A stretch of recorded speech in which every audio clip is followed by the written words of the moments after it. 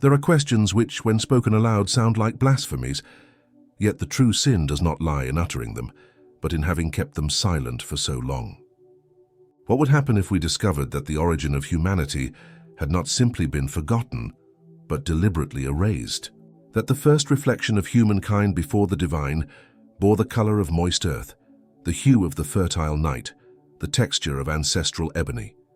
Spinoza would say that every attempt to deny nature is a disguised attempt to deny God. And yet, for centuries, temples and empires have united to whiten the dust from which we came, as though light were the enemy of the shadow that reveals it. Imagine a world where Adam and Eve, shaped by the breath of eternity, had skin as dark as the belly of the cosmos, and where the brightness of their eyes betrayed the secret that power sought to bury, that humanity was born from creative darkness, not from the arrogant clarity that believed itself chosen. What would remain of myths if the truth they hide were laid bare? If the lost paradise were, in fact, the memory of a continent erased from the maps of remembrance, and if the original sin were not disobedience but forgetfulness? There is an ancient ache in the collective soul, an echo that still resonates through the ruins of time.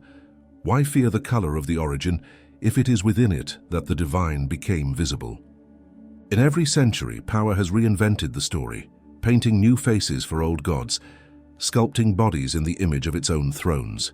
Thus Eden became the metaphor of an exile, not geographic but spiritual. For when one erases the color of the first ones, one also erases the memory that all are one.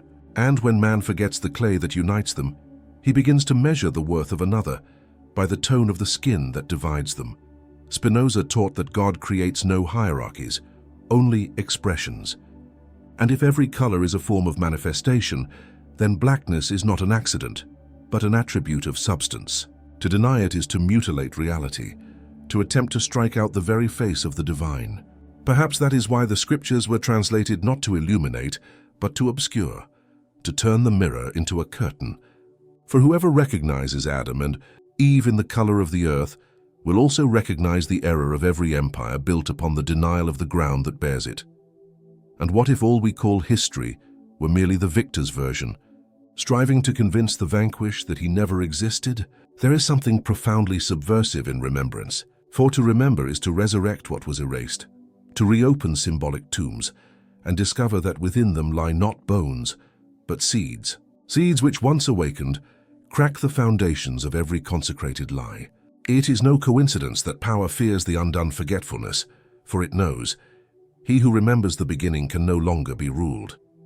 Perhaps then, the question was never, where do we come from? But why have we hidden where we come from? For to admit the truth would be to recognize that God did not resemble the conqueror's mirror, but the conquered's body. And in that instant, every symbol would collapse like stained glass shattering beneath the sun. For at its core, what threatens an empire more, the sword or the memory? The answer, as always, lies in the silence of those who dare to remember. In the end, no doubt remains, only awe. For the story of humanity did not begin on parchment, but on skin. And it is this skin, dark as the womb of the universe, that sheltered the first breath, the first gaze, the first I am. Whoever understands this will grasp why power so fears truth, and why clay, when it remembers, rises. There are truths that need no cry, only return. When centuries fall silent, the dust of bones speaks. And if one listens without fear, one hears that the principle began not in the whiteness of paper, but in the humus of Africa, where clay was the first to be called human, not from devotion to a myth, but because the earth itself has archived, in stone and time, faces that precede us, skulls bearing the signature of what we have become. That is why, when we say the origin was erased, we do not point to an altar, but to the traces of the first steps. Each fossil, each fragment unearthed, reveals a dark face, her deep gaze, a presence that predates all writing. If the mind insists on seeking dates as crutches, then let us look at what the ancient fire has revealed. Bones as old as the verb to remember, kept in the belly of the continent where the sun demands reverence, not escape. The chronology of the species stretches like the desert at dusk, and each grain of sand seems to whisper the same testimony. We come from the south, from the burning light, from the land that teaches the body how to speak with heat. That which was born under the sun was born clothed in night. A reason, when freed from fear, understands that skin is not ornament, it is theology. Beneath the stern gaze of the star, life wrote its first doctrine in the language of melanin, and color ceased to be aesthetic to become necessity. It was not a choice, but a pact, a silent covenant between cosmos and flesh. That is why the first ones could not have survived without darkness, for darkness was the altar that protected the blood. And thus, while dogma was fabricating hierarchies, nature was sketching equality. A divine geometry ignorance tried to whitewash. When the paths migrated and light grew scarce, the body adapted, lightening like one who seeks the bread of shorter days. Clarity came after. It was consequence, not origin. Before it, there was the fertile night that shaped human clay. And it is within this silent order of facts that the narrative of power trembles, for it needs a pale beginning to justify its thrones. But reality, like the sun, does not ask permission, it simply reveals. And if we were asked to translate Adam and Eve into the grammar of evidence, the answer would not come from pulpits, but from bones. They tell what cathedrals fear, that the first symbolic couple of humanity bore the face of the mother continent. Call it myth, call it metaphor. Yet every branch of the human genealogical tree returns to the same dark root, the same burning soil, the same buried memory. And if the cradle was Africa, and if the climate required shadow, what other color could have clothed the first metaphor of being? When the first human face was shaped, it reflected the earth from which it came, dark, fertile, unfathomable. But power, unable to accept that the divine had manifested in the color of clay, hastened to cover it with lime. Thus was born the oldest of falsifications, the one that paints the origin to control destiny. And every stroke of white upon the face of Adam and Eve was a blow to the memory of the species, a desperate attempt to tear from humanity the mirror that bound it to the whole. It was not truth that begot myth, it was fear. For to admit that the first ones were black would be to recognize that light is not born of gold, but of the shadow gold tries to imitate. Art, both accomplice and captive, was used as an instrument of doctrine. The Byzantine icons, the frescoes of the Renaissance, and the Gothic stained glass were not born innocent. They were political projects disguised as faith. Each blonde prophet, each blue-eyed angel, each pale-skinned Christ was an edited version of truth, a mask laid upon the face of those who came first. And the cruelest part is that the more they painted, the more they forgot. The image replaced the memory, and the symbol, which should have revealed, began to conceal. Thus Eden became a foreign garden, a place where the creators of life would no longer be allowed to enter. But there is one thing the brush of empire cannot erase: the coherence of nature. For biology is a book that admits no erasures, and it is written there in invisible letters that the human being was born dark, not by chance but by necessity. Under the merciless sun of the savannas, melanin was not ornament, it was shield. The body learned to converse with the fire of the sky, and from this dialogue emerged the hue of life. The black color was no accident. It was the signature of the Creator on the masterpiece of existence. And to deny this is to deny that day needs night to be understood. Spinoza said that to understand is to liberate, and understanding what was erased is the most radical form of freedom. For in recalling that Adam and Eve were black, one unmasks the theater of races, causing the towers built upon the lie of superiority to crumble. Dogma trembles, for it understands that if all come from the same soil, no color can proclaim itself divine. The true original sin was not eating the forbidden fruit, but uprooting ourselves and forgetting where we first blossomed. And that is why this truth is so dangerous. It does not merely rewrite history, it returns it to the earth. When one recognizes that humanity was born wrapped in the dark mantle of creation, one perceives that every attempt at hierarchy is an insult to the origin. Adam and Eve, in their symbolic blackness, do not represent a race, they represent the whole. They are the reflection of the infinite in flesh, the proof that light is the daughter of shadow. And it is this memory that power fears, for the one who remembers the color of the beginning will not bow before the paintings of the end.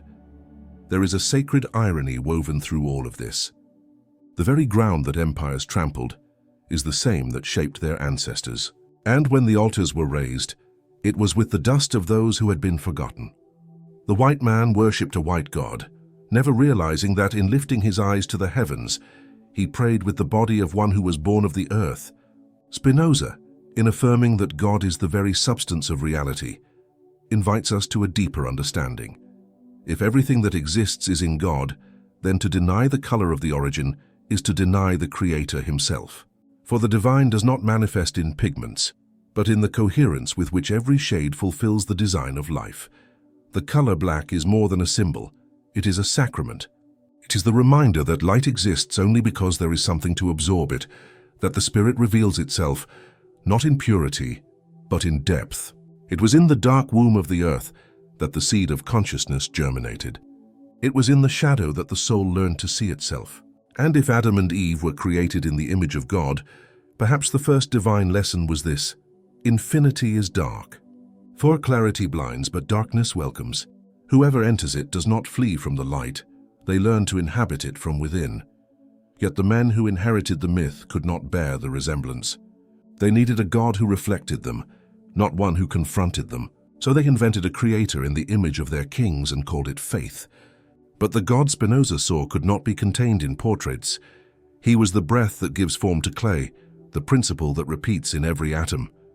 And if that breath touched the red soil of Africa, tinting the first body with the color of eternity, then the face of God is made of humus, not marble. Dogmas tried to separate the sacred from the tangible, spirit from flesh, light from shadow. But creation is indivisible, and all that seeks to divide the one is illusion. When man denies the color of his own beginning, he becomes a stranger in his own temple. And that is why there is so much loneliness in religions that have forgotten the clay. For in painting the divine white, they erased their own humanity. The temple without earth is hollow, and faith without memory is a prison. Adam and Eve, seen through the lens of divine substance, are not characters, but metaphors of unity. They do not represent the founding couple of a people, but the meeting between earth and spirit, between the body born of darkness and the consciousness that illuminates it. To say they were black is not a racial thesis, but an ontological confession. Being was born in shadow, and that is why every attempt to lighten the origin is an attempt to tear God from the world, to turn him into a cold statue, cut off from the warmth that birthed him. No empire survives without amputating memory. Forgetfulness is its greatest sacrament, and falsehood its baptism. When power decided that Adam and Eve would be white, it was not to honor God, but to usurp creation. Painting the beginning with the face of the conqueror was the subtlest form of violence, turning origin into property. Thus, what was born from the dark womb of the world was taken and handed back to humanity as caricature. The original sin, then, was not disobedience, but alteration. For to disobey is still an act of consciousness, but to alter is to strike at reality itself. The empire, disguised as religion, understood early that whoever controls the color of the beginning controls the hierarchy of the present. It was necessary to deny that the first man and woman had the skin of night, for that would mean admitting that the throne of humanity rested upon the continent they called savage. Thus, racism was not born of hatred, but of the need to justify plunder.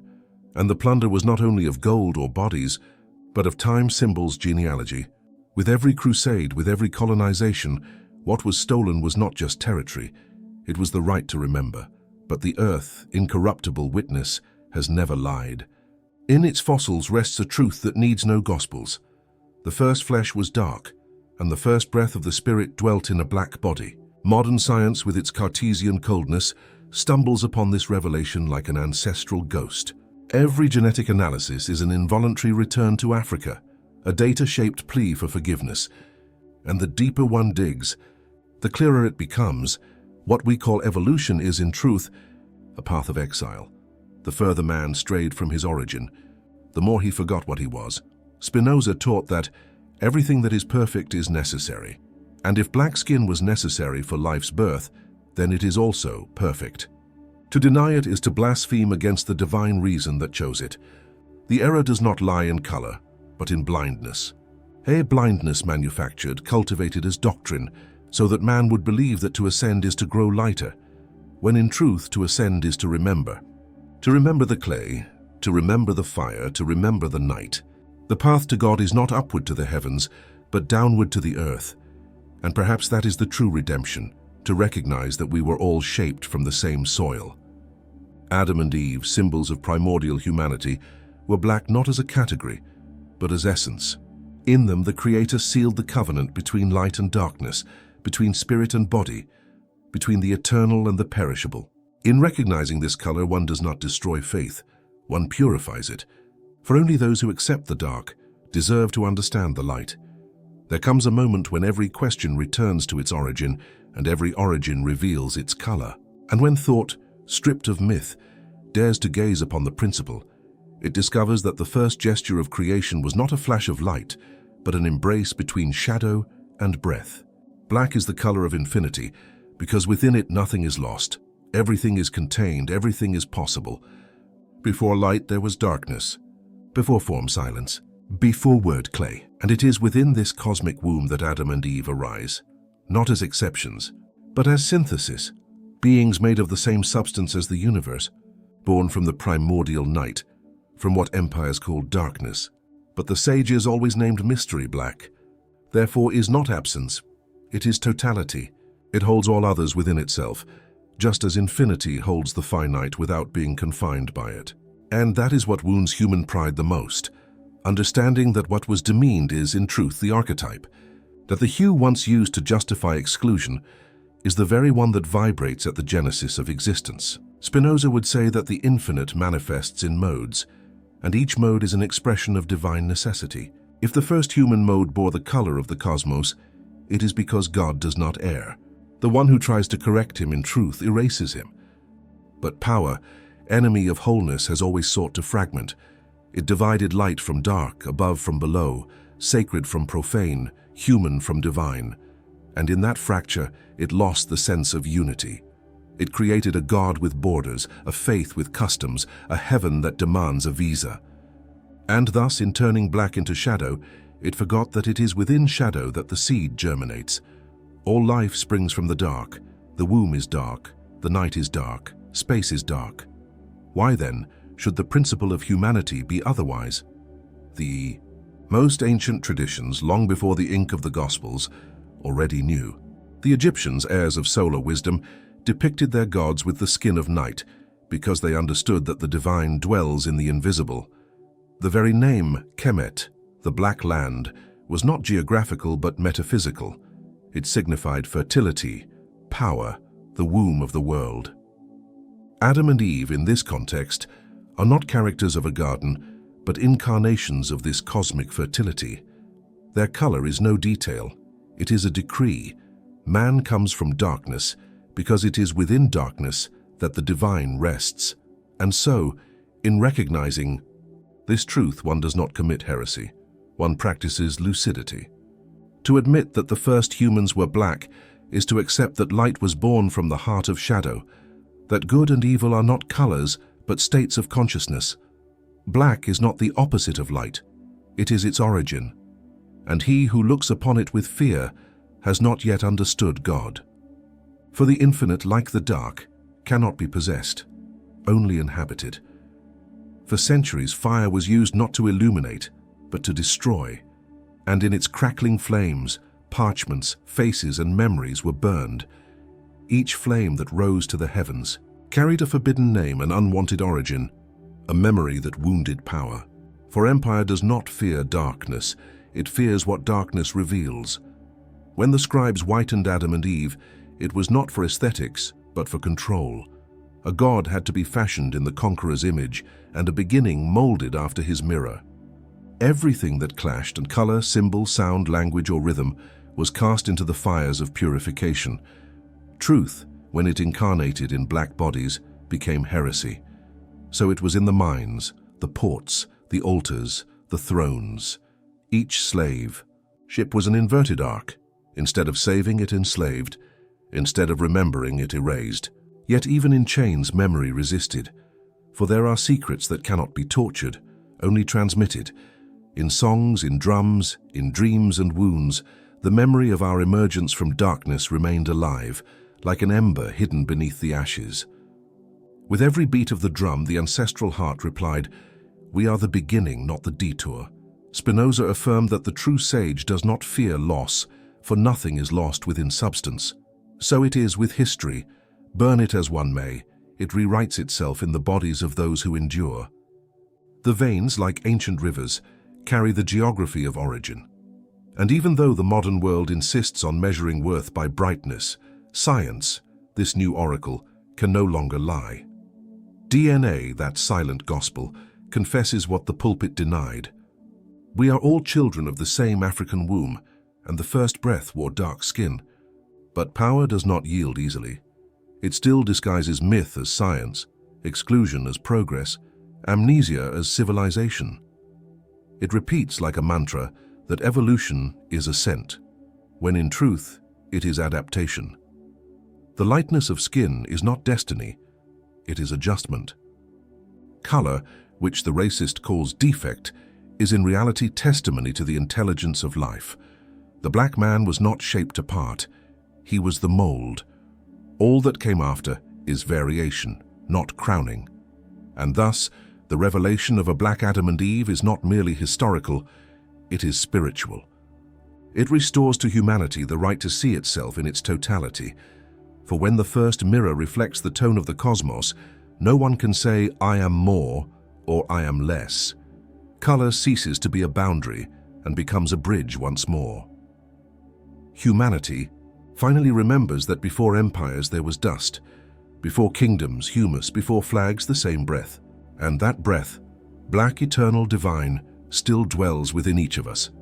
There comes a moment when thought, weary of wandering through walls and dogmas, hears the call of the earth. It is the echo of the first breath, inviting it back to the cradle that bore it. And in returning, it finds not a marble paradise but a garden of clay and shadow, where the sacred still breathes through the warm skin of the world. There, in that ancestral soil, the myth drops its mask. Adam and Eve, before they were characters, were living memory of unity, reminders of the bond between the divine and the clay. They were black because the universe, in being born, clothed itself in night, and wished that its creature would carry within it the mystery of its origin. To deny this color is to deny the cycle of creation, to tear the seed from the womb and try to make it bloom in air. That is why civilizations that distance themselves from shadow lose the sense of origin. Light that does not know night becomes tyranny, and faith that does not bow before the dark becomes vanity. The story of the modern world is one of this flight, of peoples who sought to illuminate the world by erasing memory. But forgetfulness demands its price, and it manifests in the spiritual loneliness of a man who no longer knows where he came from or why he exists. Spinoza, were he here, would not speak of fault, but of necessity. He would say, reality cannot be denied without the denier denying himself, and that is precisely what power did in whitening the principle. It renounced itself. For in painting God a color, it erased the God who contains them all, and in denying the black clay from which we come, it lost the path of return to the One. It was not the serpent that cast man from paradise, it was the lie. The lie that persuaded him the beginning must be pure, and that purity meant brightness. But there is something stronger than dogma, the instinct of return. In every human being, even the most distant, there remains a nostalgia for the dark. It manifests as a quest, a thirst for truth, an unease that is never fully appeased. It is the soul trying to remember what the mind has forgotten. And when that memory awakens, the world changes color. The other ceases to be a stranger, and difference becomes brotherhood once again. Black ceases to be opposition and returns to being origin. It is in that moment that man finally begins to see, not with the eyes, but with the spirit, and perhaps that is what has always been hidden. To recognize Adam and Eve as black is more than correcting history, it is healing the wound of separation. It is to admit that we were all born from the same night and carry within us the same spark. Eden was not lost, it was forgotten, and the path back is not written in the stars but in the dust. Whoever remembers, whoever dares to touch the clay without fearing to soil their hands, will see reflected there not a myth, but the very face of God, and dark, infinite, silent. There are truths that do not end when spoken. They begin to breathe. And while the words fall silent, something within them continues to vibrate, like embers refusing to be extinguished. What we have heard today was not a tale of the past, but a mirror buried in the memory of the species. In gazing upon it, Each of us sees not a foreign face but our own reflection in the clay that formed us. And in that instant we understand. Forgetfulness was not innocent, it was deliberate. The light that denied the shadow did not seek to illuminate, but to dominate. There is an ancient ache pulsing behind every doctrine. It was born in the moment when man ceased to recognize the dark as part of himself. When the sacred was painted white, the world split apart. High and low were created, pure and impure, chosen and exiled. But the soul, which has never accepted boundaries, kept whispering the same remembrance. You come from the night, and it is there that the eternal rests. Awakening begins when we heed that call and let shadow become a path again, not a threat. To rediscover Adam and Eve in their true color is more than an act of restoration. It is a return to divine coherence. It is allowing creation to breathe again as one body, free of the layers of falsehood that divide human from divine. The color of the beginning is not a detail, it is a decree. And that decree does not condemn, it liberates. For within it, the myth of hierarchy dissolves and the geometry of unity is reborn. The dust that forms us is the same for all, but in darkness lies a seal of origin, a reminder that infinity does not shine, it pulses. The true paradise was never lost, it was forgotten. And every attempt to brighten the beginning was a wall raised against the return, but no wall can resist the sound of truth. It seeps like water, splitting the rocks of tradition, crossing the ages with the patience of one who knows that all that is real always finds its way home. And when it touches the awakened heart, something collapses, fear. For he who remembers where he came from no longer fears the dark. He finds refuge in it. Spinoza would say that to understand is to love. And to love is to accept the whole, not only the part that shines. Perhaps this is the most revolutionary gesture, to embrace the night without seeking the dawn, because one understands that both are expressions of the same substance. Black skin, in this sense, is a silent gospel, written before words, a reminder that light is the daughter of darkness and man, the son of the earth.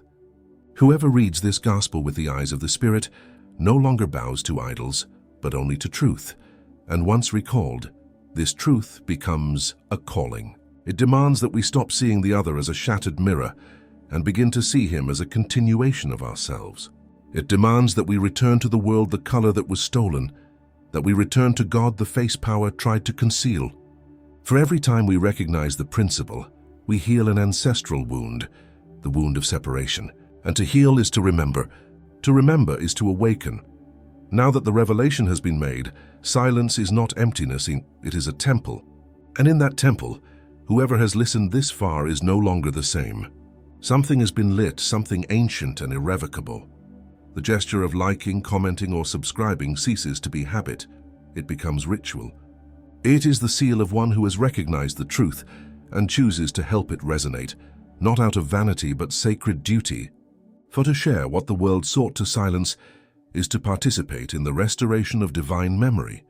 In the end, everything returns to the beginning. Since the beginning is dark, it is there that mystery rests. It is from there that light springs forth. It is with it that man must be reconciled. For he who dares to touch the clay without fearing to stain his hands discovers, in astonishment, that the clay recognizes him and whispers, with a voice of eternity, "You were not created from light, you were created to reveal it."